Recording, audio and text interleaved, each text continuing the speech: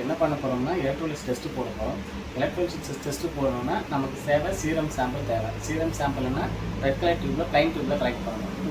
2 to 4 ml blood sample collect பண்ணணும். Blood sample collect பண்ணிவிட்டு ஒரு 15 மினிட்ஸ் வெயிட் பண்ணணும். 15 நிமிஷம் 20 நிமிஷம் வெயிட் பண்ணணும். வெயிட் பண்ண பிறகு சென்ட்ரிஃபியூஜ் பண்ணணும். அதுக்கு முன்னாடி சென்ட்ரிஃபியூஜ் பண்ணக்கூடாது. அது ஏன்னா சென்ட்ரிஃபியூஜ் பண்ணாலும் சென்ட்ரிஃபியூஜ் ஆகும், பட் சாம்பிள் வந்து சீரம் கிடைக்காது, ஜெல்லு மாதிரி ஃபார்ம் ஆகிடும். அந்த ஜெல்லு மாதிரி ஃபார்ம் ஆகிறதுனால அதை வச்சு நம்ம டெஸ்ட் பண்ண முடியாது. ஒருவேளை அதை வச்சு டெஸ்ட் போட்டோம்னா மிஷின் ஃபால்ட் ஆகிடும், ரிப்போர்ட் வராது, ரிப்போர்ட் எரர்னு வரும். அது உடனே மிஷின் ஆஃப் பண்ணிக்கோங்க. ஆஃப் பண்ணிவிட்டு கேப் ஓப்பன் பண்ணிவிட்டு சாம்பிள் எடுத்துக்கோங்க.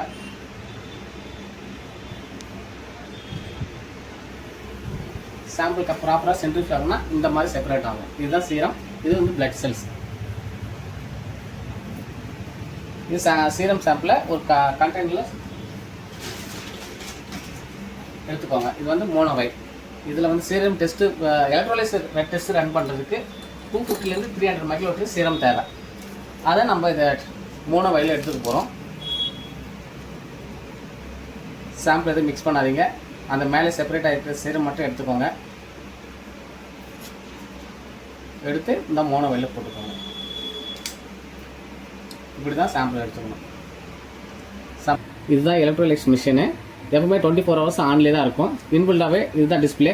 Ready for analysis. இந்த மாதிரி டிஸ்பிளே காமிச்சதுன்னா நம்ம டெஸ்ட்டு போடுறதுக்கு ரெடியாக இருக்குன்னு அர்த்தம். சப்போஸ் ஸ்லீப்பிங் மோடு அந்த மாதிரி ஏதாவது போச்சுன்னா அனலைஸ்னு ஒரு கிளிக் பட்டன் இருக்குது, அதை ப்ரெஸ் பண்ணால் ரெடி ஃபார் அனலைஸுக்கு டிஸ்பிளே காமிக்கும்.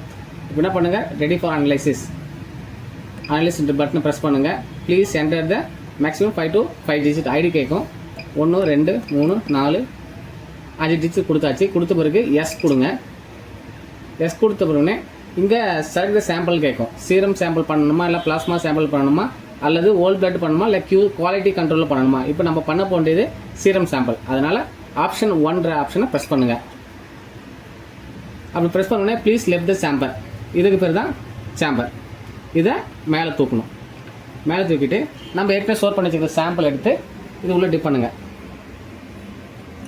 டிப் பண்ணிவிட்டு இங்கே கண்டினியூ எக்ஸிட்னு கேட்கும். ஒய்னா கண்டினியூ ஆகும். அதனால் நம்ம ஒய் ப்ரெஸ் பண்ணணும்.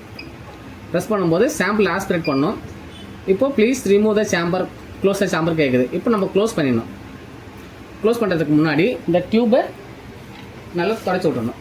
டிஷ்யூ பேப்பர் வச்சு தொடச்சி விட்டுடணும். தொடச்சி விட்டு சாம்பரை க்ளோஸ் பண்ணிவிடுங்க. இப்போது சாம்பிள் ரன் ஆகும்.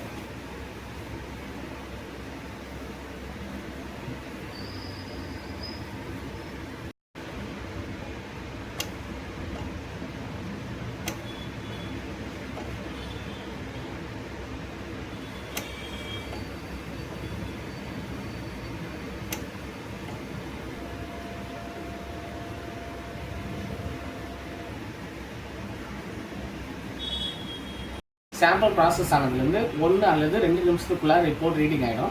ரிப்போர்ட் ரெடி ஆகிடுச்சுன்னு எப்படி நம்ம கண்டுபிடிக்கணும்னா, அனலைஸ் த சாம்பிள் சொல்லிட்டு அது கீழே வந்து ரிப்போர்ட் டெஸ்ட்டோட வேல்யூலாம் இருக்கும். Sodium, potassium, ionised calcium, pH, HCl3, chloride. அது எல்லாமே டெஸ்ட் ப்ராசஸ் ஆகும்போது நடுவில் டெஸ்ட்டோட லிஸ்ட்லாம் வரும். பட் அதை எடுத்துக்கூடாது. ஃபைனல் ரிப்போர்ட் பார்த்தீங்கன்னா நம்ம மோலில் ரிப்போர்ட் கொடுப்போம். மோல் பார் லிட்டர். அதில் அந்த யூனிட் வந்ததுன்னா தான் ரிப்போர்ட் கம்ப்ளீட் ஆச்சுன்னு அர்த்தம்.